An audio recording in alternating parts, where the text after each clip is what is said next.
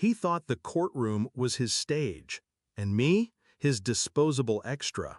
The oak walls carried his voice as he demanded everything: property, legacy, even my silence. My own father, the man who taught me to ride a bike, now painting me weak in front of strangers. Then came the final blow. The judge, his old friend, leaned forward, lips curling with contempt. "You are weak. Your testimony is worthless." The words were iron. The smirk on their faces, identical. That's when I leaned into the mic, voice low, steady. I whispered a single call sign. His smirk cracked.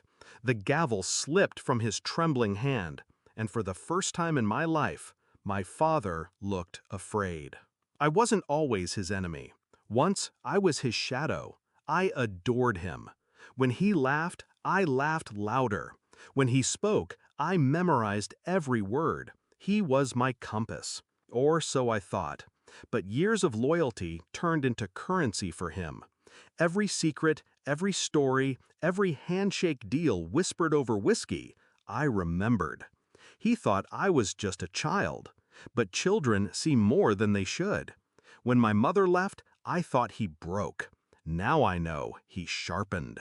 The betrayal revealed itself slowly. First, the phone calls that stopped when I entered the room. Then the trips to business meetings that stretched into weeks. And finally, the will. Everything to him, nothing to me. I didn't cry, not once. I studied, I collected, I waited. The first file I uncovered was an accident, a laptop left open, a folder misnamed. Inside, scans, numbers, code names. One of them burned into me, Harbor 17. I didn't know what it meant at first, but he had taught me patterns, and when I followed them, they led me into shadows he thought he'd buried decades ago. Smuggling, payoffs, a network of names he had erased from his clean, respectable surface. The judge's name was there too, tied in knots of favors and debts. They thought they were untouchable. They didn't know I was watching.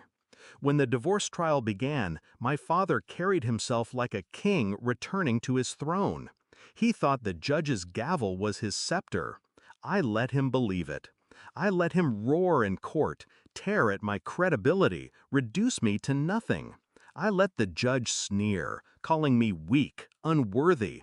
Because revenge isn't loud, it's precise, and I had waited for precision. The climax arrived on schedule, like I had rehearsed. His words thundered across the room. "Your testimony is worthless." I leaned forward. My pulse was steady.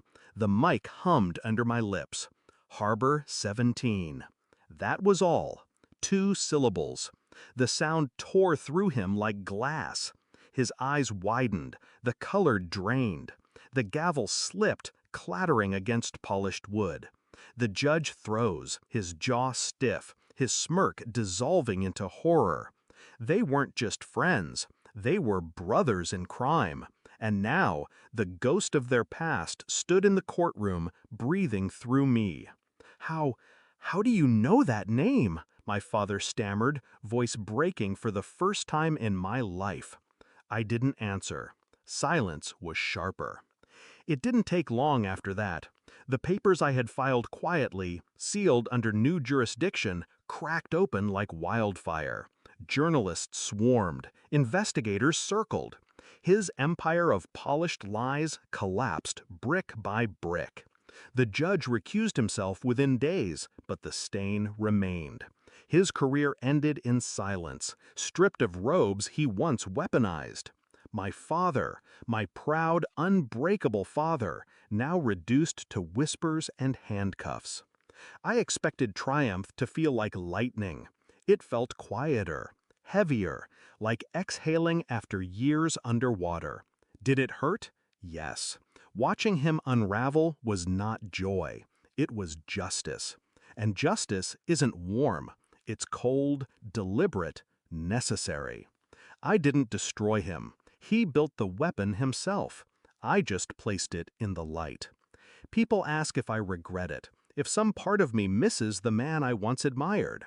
I don't, because that man never existed. He was a mask, a story he sold me until I learned to write my own. And in my story, the ending is mine. So when I close my eyes at night, I hear the sound again, the gavel slipping, the silence after the call sign. And I remember, weakness is letting them decide who you are. Strength is whispering the truth at the perfect moment and watching everything they built collapse under the weight of it.